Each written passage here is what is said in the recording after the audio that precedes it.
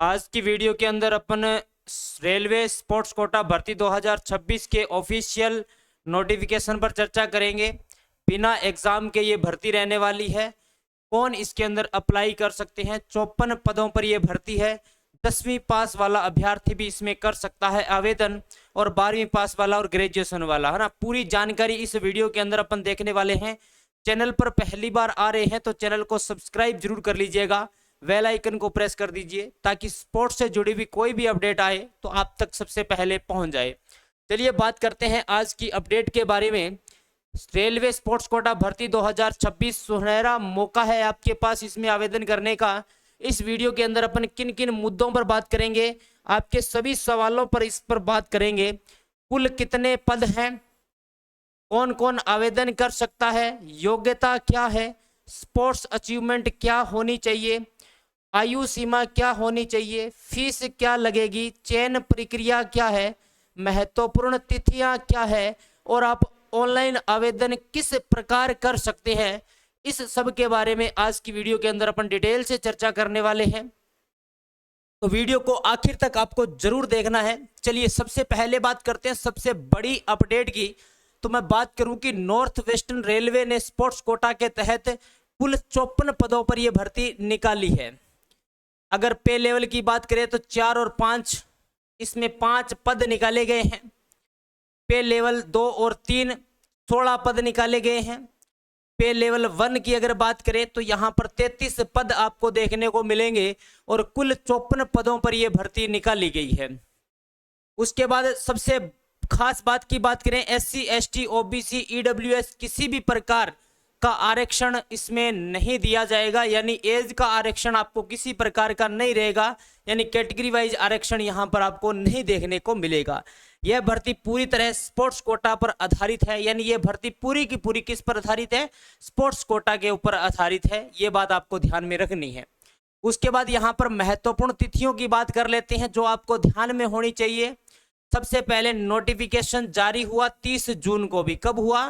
30 जून को नोटिफिकेशन जारी होता है। ऑनलाइन आवेदन की बात करें तो 10 जुलाई से ऑनलाइन आवेदन शुरू हो चुके हैं और अंतिम तिथि यहां पर क्या रहने वाली है? 10 अगस्त 2026 इसकी अंतिम तिथि रहने वाली है ऑनलाइन आवेदन करने की। ये बात आपको ध्यान में रखना। फॉर्म 10 जुलाई से शुरू हो चुके हैं, अंतिम तिथि यहां पर 10 अगस्त 2026 रहने वाली है। तो अभी तक आपने आवेदन नहीं किया है तो आप आवेदन इसके अंतर्गत कर सकते हैं। किन किन खेलों के खिलाड़ी आवेदन कर सकते हैं? अभी सबसे बड़ा सवाल है कि कौन कौन से गेम यदि आपके पास खेले हुए हैं तो अप्लाई कर सकते हैं। तो यहाँ पर आपके सामने खेलों की लिस्ट दे रखी है। एथलेटिक्स है, बॉक्सिंग है, हॉकी है, kabaddi, weight lifting, power lifting, badminton, cricket, handball, volleyball, cycling, shooting, swimming, basketball, tennis और टेबल टेनिस। यदि इन खेलों के अंदर आपने अचीवमेंट प्राप्त कर रखी है तो आप इस भर्ती के अंदर अप्लाई कर सकते हैं। हर खेल के लिए अलग अलग इवेंट और वेट कैटेगरी निर्धारित की गई है। जो आपको ऑफिशियल PDF है वो हमारी टेलीग्राम चैनल पर देखने को मिल जाएगी। आपको कमेंट में लिखना है PDF, तो मैं आपको पूरी की पूरी इसकी PDF प्रोवाइड आपको करवा दूंगा। ठीक है, बाकी आप हमारे फिजिकल एजुकेशन गुरुजी जो टेलीग्राम चैनल है उसको ज्वाइन कर लीजिएगा, वहां पर भी आपको इसकी PDF देखने को मिल जाएगी। आगे बात करते हैं शैक्षणिक योग्यता की। आपके पास शैक्षणिक योग्यता यानी आप लेवल 1 के अंदर यदि आप फॉर्म भर रहे हैं तो 10वीं पास ITI और NSC यदि आपके पास है तो आप इसमें अप्लाई कर सकते हैं। यदि पे लेवल 2 और 3 के अंदर आप अप्लाई कर रहे हैं तो 12वीं पास हो या फिर आपके पास 10वीं प्लस ITI हो।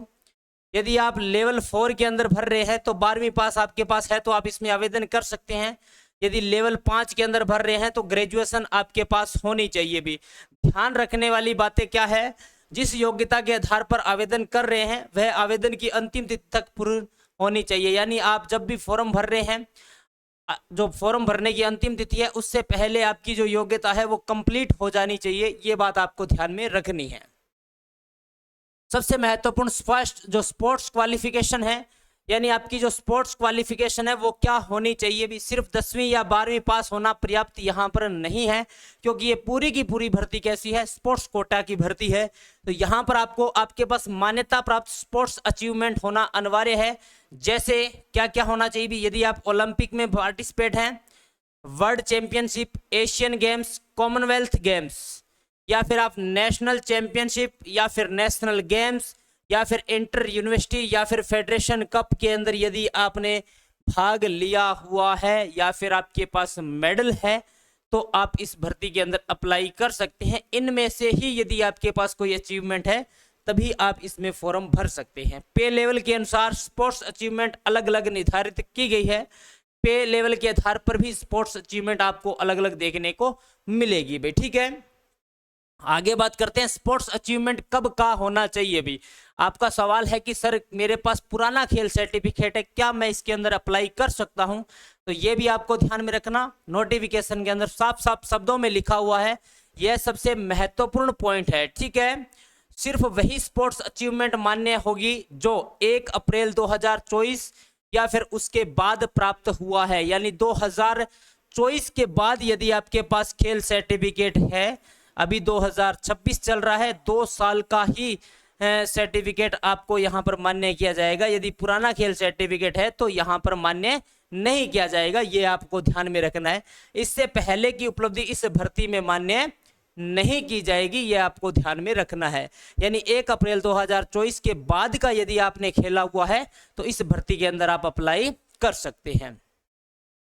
आगे आयु सीमा की बात कर लेते हैं। कम से कम आपकी एज कितनी होनी चाहिए भी? 18 साल होनी चाहिए। अधिकतम एज आपकी होनी चाहिए 25 वर्ष होनी चाहिए। और जो एज की काउंटिंग होगी वो 1 जुलाई 2026 से की जाएगी भाई, ठीक है ना। यानी सबसे महत्वपूर्ण बात, एज रिलैक्सेशन इसमें बिल्कुल भी नहीं मिलेगी। एज रिलैक्सेशन बिल्कुल भी नहीं मिलेगी क्योंकि यहाँ पर कैटेगरी वाइज भी रिलैक्सेशन नहीं मिल रहा है और एज रिलैक्सेशन भी आपको देखने को नहीं मिलेगा। आपकी जो रियल एज है उसी के अंदर यहाँ पर भर्ती किया जाएगा भी, ठीक है। आगे बात करते हैं आवेदन शुल्क की। यदि आप जनरल, ओबीसी या ईडब्ल्यूएस के अंदर है तो 500 रुपये आपका शुल्क लिया जाएगा। और जब आप ट्रायल दे देंगे भी, आप जिस भी गेम से खेल में खेल के लिए आप भरेंगे और आपसे ट्रायल मांगा जाएगा, जब आप ट्रायल दे देंगे तो 400 रुपये आपको क्या कर दिए जाएंगे? वापिस कर दिए जाएंगे। 100 रुपये ही आपकी फीस लगेगी भाई, ठीक है ना। 100 रुपये ही आपकी फीस लगेगी, 400 रुपये आपको रिफंड कर दिए जाएंगे जैसे ही आप ट्रायल में भाग लेते हैं। ये इसलिए किया जाता है ताकि फॉर्म कम संख्या में भरे जाएं, ज़्यादा फॉर्म नहीं भरे जाएं, ताकि जितने बच्चे फॉर्म भरे वो सभी कैंडिडेट वहां पर उपस्थित हो। इसीलिए ये स्कीम चालू की गई है। और यहाँ पर SC, ST और वुमेन मिनोरिटी EPC के जो अभ्यर्थी हैं 250 रुपये आपका शुल्क लगेगा। और ट्रायल देने के बाद पूरा का पूरा क्या हो जाएगा भी? रिफंड हो जाएगा। पूरा का पूरा 250 ही रिफंड हो जाएगा भी, ये भी आपको ध्यान में रखनी है बात, ठीक है। आगे मैं बात करता हूं चयन प्रक्रिया आपकी क्या रहने वाली है, किस प्रकार से आपका इसके अंदर चयन होने वाला है। तो सिलेक्शन केवल रिटन एग्जाम से नहीं होगा अभी, रिटन एग्जाम इसके अंदर होगा ही नहीं, रिटन एग्जाम यहां पर नहीं होने वाला है अभी, ठीक है। सिलेक्शन कैसे होगा? डॉक्यूमेंट वेरिफिकेशन होंगे आपके। कौन कौन से? स्पोर्ट्स ट्रायल लिया जाएगा अभी, डॉक्यूमेंट वेरिफिकेशन होंगे, स्पोर्ट्स ट्रायल लिया जाएगा, स्पोर्ट्स अचीवमेंट आपकी चेक की जाएगी। आपने जो फॉर्म के अंदर अचीवमेंट लगाई है क्या आपके पास वही अचीवमेंट है? उसके साथ साथ एजुकेशन क्वालिफिकेशन आपकी चेक की जाएगी, ठीक है। इनको सबको मिलाकर आपकी 100 नंबर की मेरिट बनाई जाएगी। यानी कुल मार्क्स आपके कितने रहेंगे? 100 रहेंगे। ट्रायल के आपको 40 अंक दिए जाएंगे भी, ठीक है ना। और आपकी स्पोर्ट्स अचीवमेंट के 50 अंक, यानी सबसे ज्यादा यहां पर जो वेटेज रहेगी वो स्पोर्ट्स अचीवमेंट की रहेगी। एजुकेशन के अंदर आपको 10 अंक दिए जाएंगे। यानी कुल मिलाकर आपके 100 अंक से यहां पर क्या बनाई जाएगी? मेरिट बनाई जाएगी। यानी स्पोर्ट्स परफॉर्मेंस सबसे महत्वपूर्ण रहने वाली है, ये भी आपको ध्यान में रखना है भाई।